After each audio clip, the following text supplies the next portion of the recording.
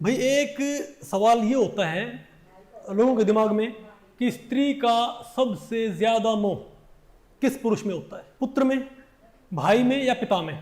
तो भाई क्या कह रहे हो?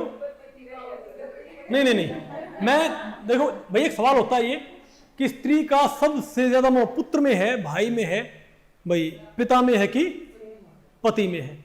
तो इसका आंसर देने के लिए मैं आपको एक स्टोरी सुनाता हूं। अरे ये एक कहानी गढ़ रखी है या ये सत्य बात है हमको इसका नहीं पता, लेकिन इसके अंदर एलिमेंट है। एक बार ही नहीं है, हरियाणा में एक बूढ़ी भाई अपनी बैठी बैठी रोटी खाने लग रही आराम से। तो उसका जो बूढ़ा था, उसका जो पति था वो खेत में, तो खेत से कोई भागा भागा आया और वो बोला कि ताऊ मर गया।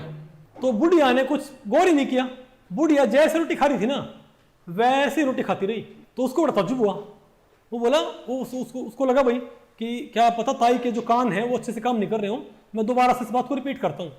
वो बोला ताऊ मर गया खेत में, ठीक है जल्दी चलो वहां पर। बुढ़िया ने फिर भी नहीं सुनी, तो उसने फिर से दोहराया। तो बुढ़िया बोली छो मैं कि बेटा बैरी को ना 2 टूक रह रहे हैं, ये खा लूं फिर देख मेरी चिंगाड़। इसका मतलब ये है, वो कहती है कि भाई बेटा कि मैं बहरी नहीं हूं, एक बारी एक कौर मेरा रहता है रोटी का, एक टुकड़ा रहता है, ये खा लेते हूं, फिर देख मेरी चीख पुकार मैं कैसे रोती हूं। अब आप मुझे बताओ, अगर उसको ये बोल उस बुढ़िया को कि तेरे पुत्र की मृत्यु होगी, उसके मुंह से भाई एक टुकड़ा उतर जाए रोटी का? इम्पॉसिबल है। तो होता यह है कि नारी का सबसे ज्यादा मोह नहीं है, उसका मोह कभी कांस्टेंट नहीं होता, वो समय के साथ शिफ्ट होता रहता है। बचपन में क्या होता है, उसका सबसे ज्यादा मोह होता है पिता के अंदर। पिता उसके लिए सब कुछ होता है, पूरी दुनिया होती है उसके लिए, वही उसके लाड करता है, वही उसको खिलाता है, वही उसको हवा में उछालता है। उसके लिए मानो भाई कि परमात्मा का ही दूसरा रूप कौन है? उसका पिता। अगर किसी बच्ची का पिता मर जाए ना, तो उससे बड़ी दुर्घटना, उससे बड़ा जो कष्ट है उसकी लाइफ में कोई नहीं होता भाई। सिर्फ ये नहीं उसका मोह है, उसकी लाइफ भी आगे क्या हो जाएगी, बहुत ज्यादा डिफिकल्ट। उसको भाई उसको प्रोटेक्ट करने वाला जो इंसान था अनकंडीशनली वो चला गया है। ओके, तो उसका सबसे ज्यादा मोह कहां पर होता है? बचपन में पिता में होता है। और जैसे जैसे उसकी आयु बढ़ती है तो उसका मोह है ना वो शिफ्ट होने लगता है, और जब वो युवावस्था में पहुंचती है तो उसका सबसे ज्यादा मोह होता है उसके लाइफ पार्टनर में। आप इसको बोल सकते हो लगातार क्या डीके कर रहा है पिता में मोह उसका, युवावस्था में नहीं है। उसका सबसे ज्यादा मोह कहां पर होता है?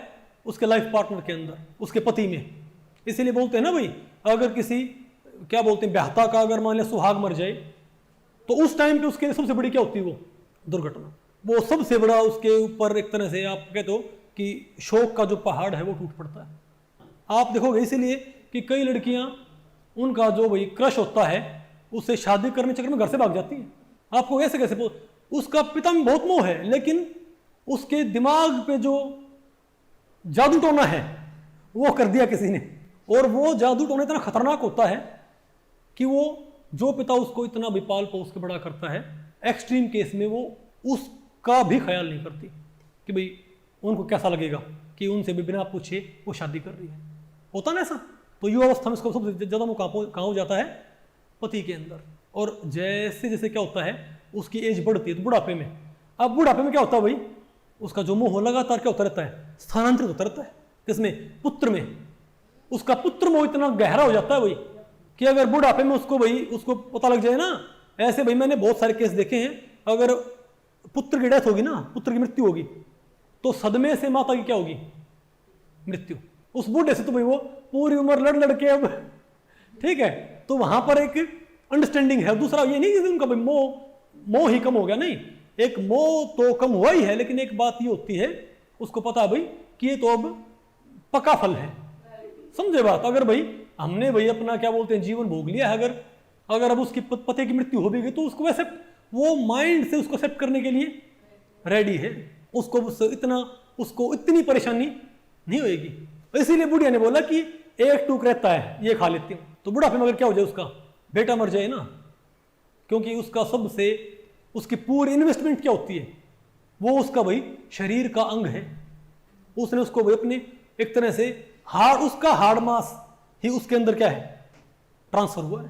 तो अगर उसकी मृत्यु हो जाए तो उससे बड़ा गहरा आघात उस नारी के लिए कुछ भी नहीं होता।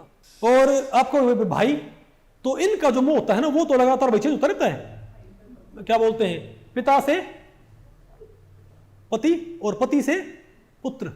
लेकिन क्योंकि भाई उसका भाई बचपन से उसके साथ वो भाई खेलनी बड़ी होती है, ठीक है, हर जगह उसके साथ वो खड़ा रहता है, हर जगह जहां उसको जरूरत पड़ती है उसका भाई हमेशा उसके लिए तैयार रहता है।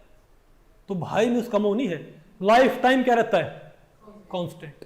आप कहोगे भाई उसमें उसका मोह कभी कम नहीं होता। और इसीलिए आपको पता है कि जब दो लेडीज आपस में लड़ती हैं, सारे के सारे जो जब आपस में वो कुवचन सुनाती है ना, अपशब्द सुनाती हैं, जब दो लेडीज की लड़ाई हो तो उनमें झगड़ा होता है, वो वहां पर आपस में गालियां देती हैं।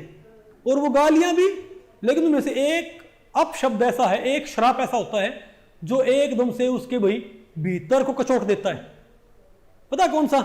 दो लेडीज की अगर लड़ाई हो रखी है तो उनको इतनी दिक्कत नहीं आती, लेकिन जैसे ये क्या बोलेगी, भाई रोई, तो भाई रोई जो शब्द है ना, भाई रोई जो क्या है, श्राप, वो इतना खतरनाक है कि इमीडिएटली जो लड़ाई होगी ना वो जबरदस्त तरीके से एस्केलेट होती है। वो लेवल 5 से लेवल 95 पहुंच जाएगी एकदम से, क्योंकि भाई रोई, वो यंग है ना, तो क्या दिक्कत हो जाएगी कि भाई रोई का मतलब क्या है, और नहीं भाई रोई रांड ऐसे बोलेंगे, भाई रोई रांड।